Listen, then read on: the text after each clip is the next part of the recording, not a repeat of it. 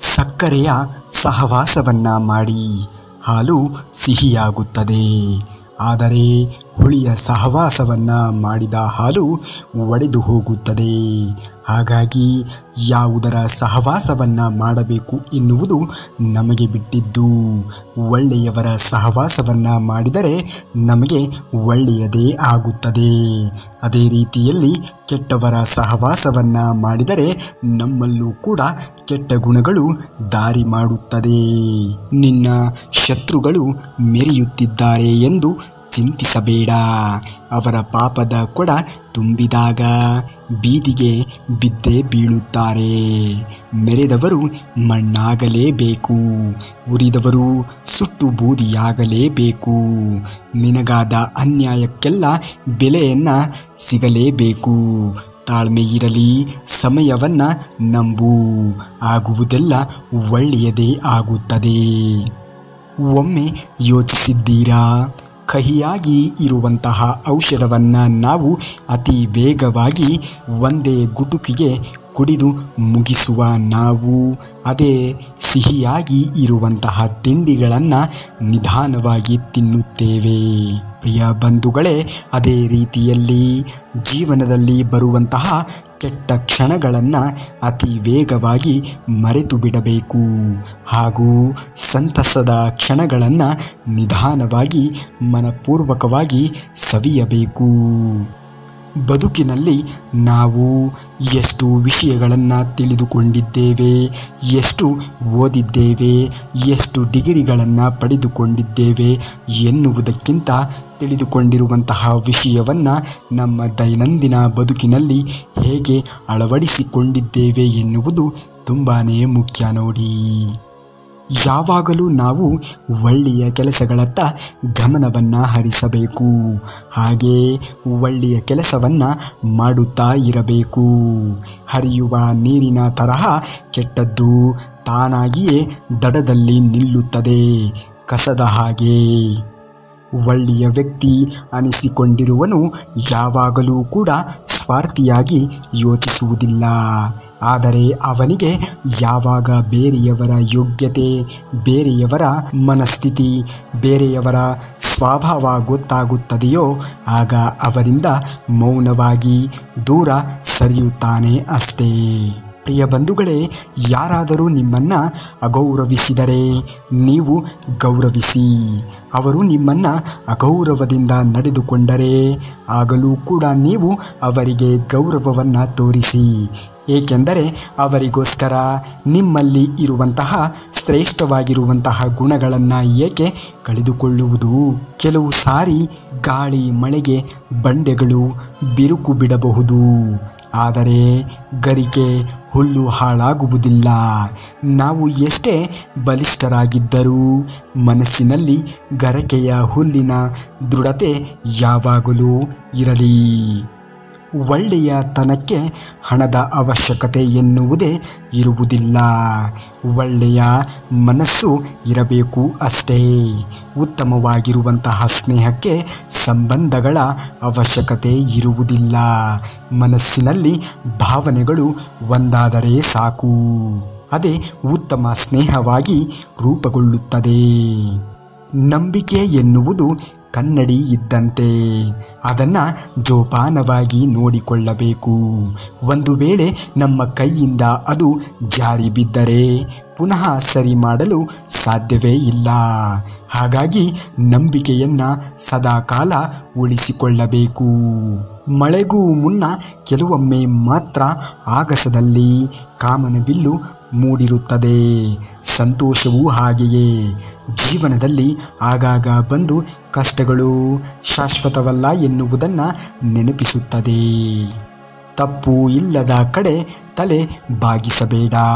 ನಂಬಿಕೆ ಇಲ್ಲದ ಕಡೆ ವಾದವನ್ನು ಮಾಡಲೇಬೇಡ. ನಮಗೆ ಇರುವಂತಹ ಈ ಚಿಕ್ಕ ಜೀವನದಲ್ಲಿ ಆದಷ್ಟರ ಮಟ್ಟಿಗೆ ಖುಷಿಯಾಗಿ ಇರುವುದಕ್ಕೆ ಪ್ರಯತ್ನವನ್ನು ಪಡಬೇಕು. ಏಕೆಂದರೆ ಪ್ರಿಯ ಬಂಧುಗಳೇ, ಮರಳಿ ಬರುವುದು ನೆನಪುಗಳು ಮಾತ್ರ. ನಮ್ಮವರು, ತಮ್ಮವರು, ನಮ್ಮದು, ಆ ಆಸ್ತಿ, ಈ ಆಸ್ತಿ, ಅಷ್ಟು ಹಣ, ಇದ್ಯಾವುದು ಕೂಡ ನಮ್ಮ ಹಿಂದೆ ಬರುವುದಿಲ್ಲ. ನಾವು ಜೀವನದಲ್ಲಿ ಇದ್ದಾಗ ಮಾಡಿದಂತಹ ಒಳ್ಳೆಯತನ ಹಾಗೂ ಜೀವನದಲ್ಲಿ ಇದ್ದಾಗ ಅನುಭವಿಸಿದಂತಹ ಖುಷಿಯ ಘಳಿಗೆಗಳು ಮಾತ್ರ ನೆನಪಾಗಿ ನಮ್ಮ ಜೊತೆಯಲ್ಲಿ ಬರುತ್ತದೆ. ಇದನ್ನ ಹೊರತುಪಡಿಸಿ ಇನ್ಯಾವುದು ಕೂಡ ನಮ್ಮ ಬಳಿಗೆ ಬರುವುದೇ ಇಲ್ಲ. ಒಬ್ಬಂಟಿಯಾಗಿ ಬರುತ್ತೇವೆ, ಒಬ್ಬಂಟಿಯಾಗಿ ಹೋಗುತ್ತೇವೆ. ನಗುವಂತಹ ಹೃದಯಕ್ಕಿಂತ ನಗಿಸುವಂತಹ ಹೃದಯ ಮುಖ್ಯವಾಗಿ ಇರುತ್ತದೆ. ದುಃಖ ಪಡುವ ಮನಸ್ಸಿಗಿಂತ ದುಃಖವನ್ನ ಮರೆಸುವಂತಹ ಮನಸ್ಸು ಮುಖ್ಯ ನೋಡಿ. ಈ ಪ್ರಪಂಚದಲ್ಲಿ ಯಾವುದೇ ವಸ್ತು ಎಷ್ಟೇ ದುಬಾರಿ ಬೆಲೆಯನ್ನ ಹೊಂದಿರಬಹುದು, ಆದರೆ ಪ್ರಿಯ ಬಂಧುಗಳೇ, ನಿದ್ರೆ, ನೆಮ್ಮದಿ ಹಾಗೂ ಸಂತೋಷಕ್ಕೆ ಇರುವಷ್ಟು ಬೆಲೆ ಯಾವುದೇ ವಸ್ತುವಿಗೆ ಇರುವುದಿಲ್ಲ. ಪ್ರಿಯ ಬಂಧುಗಳೇ, ಇಲ್ಲಿ ಯಾರನ್ನು ನಾವು ಹೆಚ್ಚಾಗಿ ಹಚ್ಚಿಕೊಳ್ಳಬಾರದು.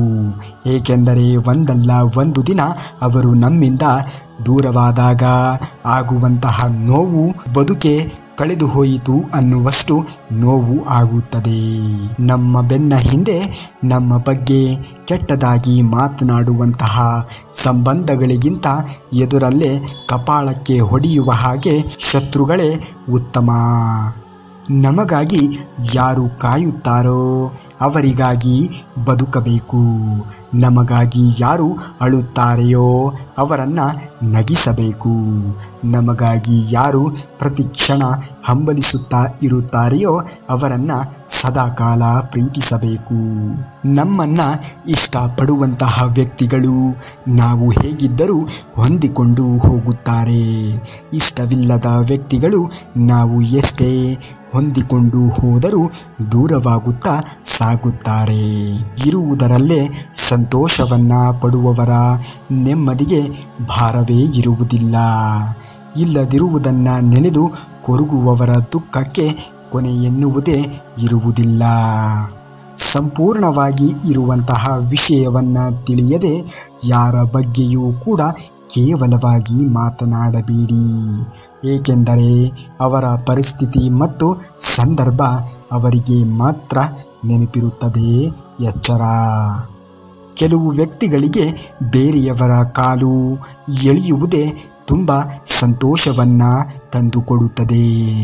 ಅದನ್ನೇ ಸಾಧನೆ ಅಂದುಕೊಂಡು ಜೀವನವನ್ನು ಸಾಗಿಸುತ್ತಾ ಇರುತ್ತಾರೆ. ಆದರೆ ಅವರಿಗೆ ಗೊತ್ತೇ ಇರುವುದಿಲ್ಲ ಬೇರೆಯವರಿಗೆ ಕೇಡು ಬಯಸಿ ಉದ್ಧಾರ ಆಗಿರುವುದು ಈ ಚರಿತ್ರೆಯಲ್ಲೇ ಇಲ್ಲ ಎನ್ನುವುದು. ಹಾಗಾಗಿ ಜೀವನದಲ್ಲಿ ಯಾರಿಗೂ ಕೂಡ ಕೇಡು ಬಯಸಲೇಬಾರದು. ಬೇರೆಯವರಿಂದ ಅಳೆಯಲ್ಪಡುವಂತಹ ಯಶಸ್ಸಿಗಿಂತ ನಮ್ಮದೇ ಅನುಭವಕ್ಕೆ ದಕ್ಕುವಂತಹ ತೃಪ್ತಿ ಮುಖ್ಯ. ಹಾಗೆ ನೋಡಿದರೆ ತೃಪ್ತಿಯೇ ಯಶಸ್ಸು. ಯಾವ ಕೆಲಸದಲ್ಲಿ ನಮಗೆ ತೃಪ್ತಿ ಸಿಗುತ್ತದೆಯೋ ಅದೇ ನಮ್ಮ ಯಶಸ್ಸು ಕೂಡ. ಹಾಗಾಗಿ ತೃಪ್ತಿ ಸಿಗುವಂತಹ ಕೆಲಸಗಳಲ್ಲೇ ಭಗ್ನರಾಗಿರಿ. ಹಾಗಂತ ಬೇರೆಯವರನ್ನ ಟೀಕಿಸಿ ಬೇರೆಯವರನ್ನ ತುಳಿದು ಬದುಕುವುದು ಅಲ್ಲ. ಅದರ ಬದಲಾಗಿ ನಿಮ್ಮ ಸ್ವಂತ ಪರಿಶ್ರಮದಿಂದ ನೀವು ತೃಪ್ತಿಯನ್ನು ಕಾಣಬೇಕು.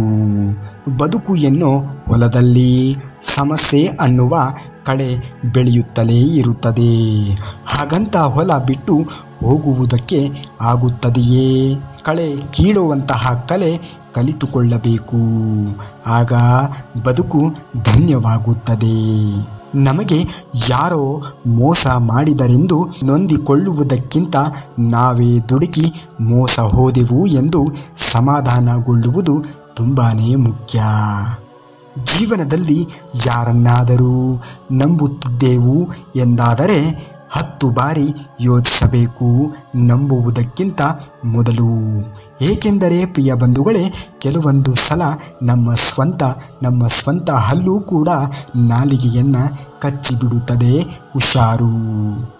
ನಂಬುವ ಮೊದಲು ಯಾವ ವ್ಯಕ್ತಿಯನ್ನ ನಂಬುತ್ತಿದ್ದೇವೆ, ಆ ವ್ಯಕ್ತಿಯ ಹಿನ್ನೆಲೆ ಏನು, ಅವರನ್ನು ನಾವು ನಂಬುವುದಕ್ಕೆ ಯೋಗ್ಯರು ಇದ್ದಾರೆಯೇ ಎನ್ನುವುದನ್ನು ಒಮ್ಮೆ ಪರೀಕ್ಷಿಸಿಕೊಳ್ಳಿ. ಏಕೆಂದರೆ ಮೋಸ ಮಾಡುವವರು ಮುಗ್ಧರನ್ನೇ ಹುಡುಕುತ್ತಾ ಇರುತ್ತಾರೆ. ಮೋಸ ಹೋಗುವವರು ಮೋಸ ಮಾಡುವವರನ್ನೇ ನಂಬುತ್ತಾ ಇರುತ್ತಾರೆ. ಎಷ್ಟು ವಿಚಿತ್ರ ಅನಿಸಿದರೂ ಕೂಡ ಇದು ವಾಸ್ತವ. ನಮಗೆ ಅವಮಾನವನ್ನ ಮಾಡಿದವರ ಎದುರುಗಡೆ ನಾವು ಜಗಳ ಆಡುವುದನ್ನು ಬಿಟ್ಟು ಅವರೆದುರು ಬೆಳೆದು ಬದುಕಬೇಕು. ಅದೇ ನಾವು ಅವರಿಗೆ ನೀಡುವಂತಹ ಉತ್ತಮ ಉತ್ತರವಾಗಿರಬೇಕು. ಪ್ರಾರ್ಥನೆ ಮತ್ತು ನಂಬಿಕೆ ಎರಡು ಕಣ್ಣಿಗೆ ಕಾಣಿಸದೇ ಇರಬಹುದು, ಆದರೆ ಅಸಾಧ್ಯವಾದದ್ದನ್ನು ಸಾಧಿಸುವಂತಹ ಶಕ್ತಿ ಈ ಎರಡಕ್ಕೂ ಇದೆ. ರೋಗಕ್ಕೆ ಭಯಪಟ್ಟು ಊಟವನ್ನು ಬಿಡುತ್ತಾರೆ. ರಕ್ತದ ಒತ್ತಡಕ್ಕೆ ಭಯಪಟ್ಟು ಉಪ್ಪನ್ನು ತಿನ್ನುವುದನ್ನು ಬಿಡುತ್ತಾರೆ. ಆದರೆ ದೇವರಿಗೆ ಭಯಪಟ್ಟು ಪಾಪ ಮಾಡುವಂತಹ ಕೃತ್ಯಗಳನ್ನು ಬಿಡುವುದಿಲ್ಲ ಈ ಪ್ರಪಂಚ. ದೇವರ ಮೇಲೆ ನಂಬಿಕೆ ಇರಲಿ, ಮಾಡುವಂತಹ ಕೆಲಸದ ಮೇಲೆ ಶ್ರದ್ಧೆ ಇರಲಿ, ಯಶಸ್ಸು ನಿಮ್ಮದಾಗುತ್ತದೆ. ಒಳ್ಳೆಯದಾಗಲಿ. ಇನ್ನು ಇದೇ ರೀತಿಯಾಗಿರುವಂತಹ ಶ್ರೀಕೃಷ್ಣ ಪರಮಾತ್ಮನ ಮಾಹಿತಿಗಳಿಗಾಗಿ ತಪ್ಪದೇ ನಮ್ಮ ಚಾನಲ್ನ ಸಬ್ಸ್ಕ್ರೈಬ್ ಮಾಡಿಕೊಳ್ಳಿ ಹಾಗೂ ಈ ವಿಡಿಯೋಗೆ ಒಂದು ಲೈಕನ್ನು ಮಾಡಿ. ಮುಂದಿನ ವಿಡಿಯೋದಲ್ಲಿ ಸಿಗುವವರೆಗೂ ಧನ್ಯವಾದ. ಕರುನಾಡಿಗೆ.